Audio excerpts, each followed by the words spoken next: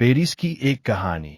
आरव का सपना। पेरिस सपनों का शहर। भारत के एक छोटे से शहर का नौजवान चित्रकार आरव हमेशा से इसी शहर के सपने देखता था। उसकी आंखों में एफिल टावर की चमक और सीन नदी के किनारे बसे कलाकारों के चित्र बसे हुए थे। बहुत मेहनत और बचत के बाद आखिरकार वो दिन आ ही गया जब आरव अपने सपनों को पंख देने पेरिस पहुंच गया। शुरुआत में पेरिस आरव के लिए उतना आसान नहीं था जितना उसने सोचा था।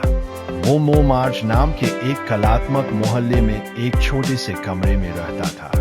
दिन रात वो पेरिस की गलियों, उसके कैफे और लोगों के चित्र बनाता। उसके कैनवास पर शहर की खूबसूरती उतरने लगी थी, पर उसे कोई खरीदार नहीं मिलता था।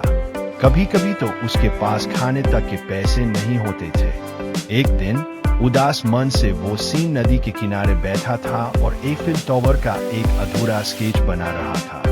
तभी एक बुजुर्ग फ्रांसीसी महिला उसके पास आकर रुकी। उसने आरव के स्केच को देखा और मुस्कुराई। उसने फ्रेंच भाषा में कुछ कहा जो आरव को समझ नहीं आया, पर उसकी आंखों की चमक आरव को हौसला दे रही थी। महिला ने इशारे से आरव को बताया कि वो उसका स्केच खरीदना चाहती है।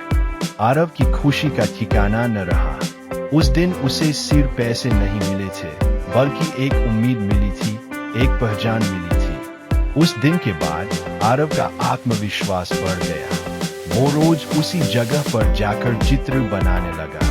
धीरे धीरे उसके चित्र बिकने लगे और लोग उसके काम को पसंद करने लगे। उसकी कला में पेरिस की आत्मा बसती थी, कभी एफिल टावर की ऊंचाई तो कभी लैटिन क्वार्टर की चहलपहल। कुछ सालों बाद आरव की मेहनत रंग लाई। उसकी चित्रों की एक प्रदर्शनी पेरिस की एक जानी मानी आर्ट गैलरी में लगी। प्रदर्शनी का नाम था मेरी नजरों से पेरिस। उसकी कला ने हर किसी का दिल जीत लिया। आज आरव पेरिस के सफल कलाकारों में से एक है, पर वो आज भी उस दिन को नहीं भूला है जब सीन नदी के किनारे एक अजनबी महिला ने उसके अधूरे स्केच को खरीदकर उसके टूटे हुए सपनों को एक नई उड़ान दी थी। आरव की कहानी इस बात का सबूत है कि अगर आप में हुनर और लगन है तो सपनों के शहर पेरिस में आपके सपने जरूर पूरे हो सकते हैं। पेरिस की एक दिल छू लेने वाली कहानी। एक बार की बात है, पेरिस की एक सुबह शहर अपनी ही धुन में जाग रहा था।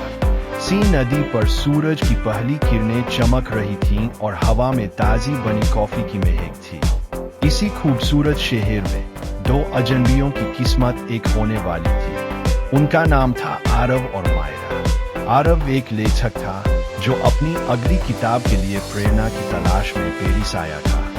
वह शहर की पुरानी गलियों में घूमता, कैफे में बैठकर लोगों को देखता और उनकी कहानियों की कल्पना करता। मायरा एक कलाकार थी जिसकी आंखों में एफिल टावर के सपने और हाथों में अपनी कला को दुनिया के सामने लाने का हुनर था।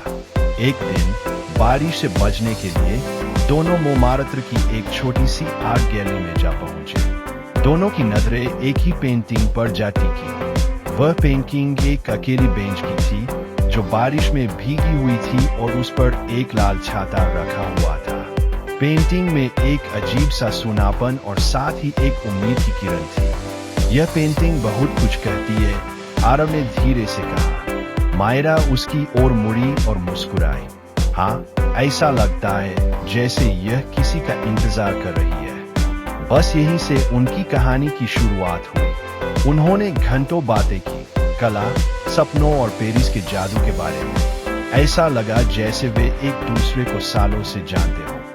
उन्होंने साथ में पेरिस की गलियों को नापा, सीन नदी के किनारे टहले और रात में जगमगाते एफिल टावर को देखा। लेकिन हर कहानी की तरह उनकी कहानी में भी एक मोड़ आया। मायरा को अपनी कला की पढ़ाई के लिए न्यूयॉर्क जाना था और आरव को भी अपने घर लौटना था। दिल में भारीपन लिए उन्होंने एक दूसरे को विदा कहा, इस वादे के साथ कि वे फिर मिलेंगे। साल बीत गए, लेकिन पेरिस की वो मुलाकात और वो वादा दोनों के दिलों में ताजा रहा। आरव ने अपनी सबसे सफल किताब ली थी जो एक कलाकार और एक लेखक की पेरिस में हुई मुलाकात की कहानी थी।